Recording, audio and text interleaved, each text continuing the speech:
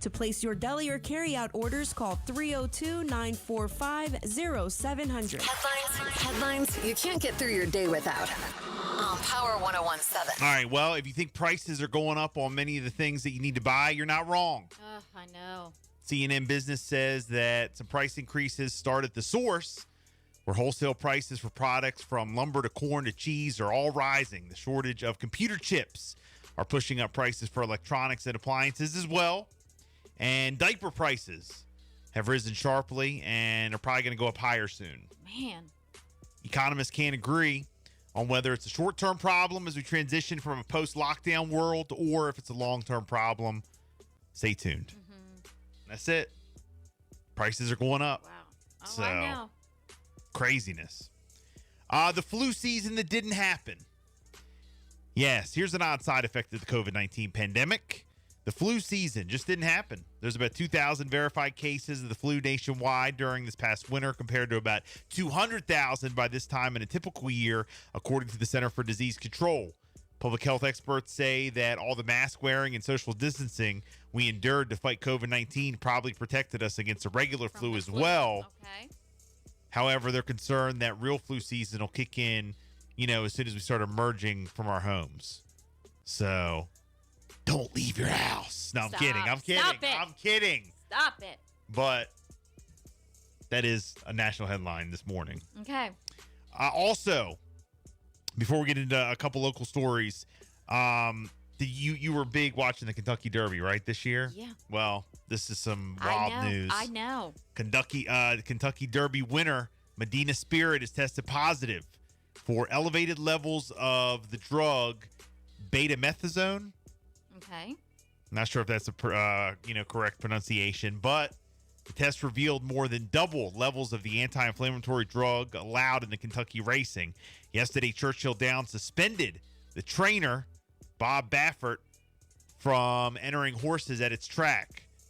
Baffert denies Medina Spirit was improperly medicated.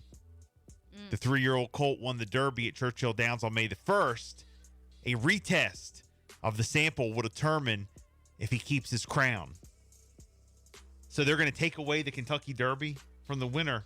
So what happens with all the bets? Oh, we already got paid. Yeah. What happens with all the bets? People are going to be pissed. We've already gotten paid. I understand that, but I mean, we don't take our money back. No, but I mean, like the people who put their money out and lost. Do we know who was second place? Gosh, I think it was number 8, 9, and 7, or 8, 7, 9. It was something. Okay, like so that. Whoever got second place and put their money on that right. horse. Because you just never know. But it would have that would actually be the real winner. Oh gosh. So if that was the winner and people lost money because they put money on that horse. There was a lot of money lost. Wow. Yes, tons. I'd be picketing at this cheater's house. As soon as I saw that story. Wow. I was like, whoo, good thing we cashed in our ticket and we are good. Yeah. It's like when all of a sudden that lump sum ends up in your bank account. You better go right to the ATM. Take it out, close the account. Bye. You gone. See ya. Unbelievable.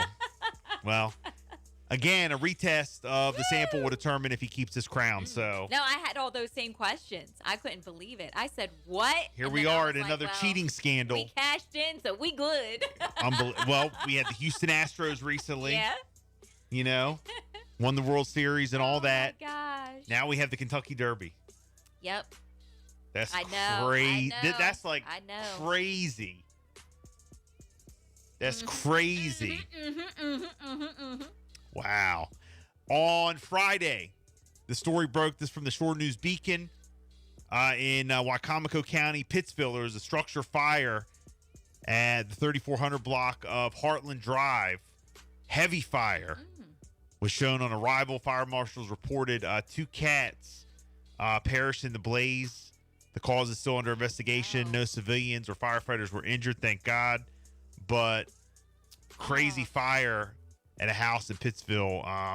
They had the Pittsville, Gumboro, Parsonsburg, Willard, Salisbury, and Powellville fire companies respond. The video, again, is up on the Shore News Beacon. So thoughts and prayers to whoever owned that house. And the cats, that's just crazy. I know. Luckily, no one else was injured. Wow. Jess, it's you got awful. some stories. Yeah, the late Delmar Corporal Keith Heacook will be laid to rest in Salisbury today. Officials say that he will be transported from Short Funeral Home in Delmar to Emmanuel Wesleyan Church in Salisbury starting at 8:45 this morning. A public viewing will be held starting at 10 a.m. until noon, with the service following immediately after. Road closures are expected in the area, and we are told that Beaglin Park Drive between Old Ocean City Road and Route 50 was set to close at 4 a.m. this morning. So heavy traffic is expected in the area, and drivers are cautioned to just please take their time if you are out and about, if you're in that area, and please remain patient. Okay? Also, the Ocean City Route 90 hero. So on Friday, the public learned more about the Good Samaritan behind the life-saving rescue that happened last Sunday in Ocean City. Jonathan Bauer was the hero who jumped into the waters below the Route 90 bridge, risking his life to save a 2-year-old. That guy's a hero. Bauer, he was involved He's a hero. in the accident. He was actually involved in that accident that happened on the bridge, but after checking to see if his daughter was okay, he just sprung into action. He said, "We heard yelling from up above. There was a truck that was hanging over the railing. I was looking under the carriage of the truck, and somebody was like trying to get out. They helped that person. Then they started pointing towards the water. He said that he saw the car seat and some other items, and then about 6 feet away from the car seat was a little girl. She was on her back, completely floating, head completely out of the water at that time, and her arms and legs were kicking. He then says that he was looking around for boats. He didn't see any. He told his daughter Ava to please grab first responders and go get help. By the time he looked again, the baby had flipped over, and she was on her face down in the water. That's when he said he didn't have any military training, paramedic training. He just took off his shoes and just jumped. Wow. And it was a jump that could have actually killed him.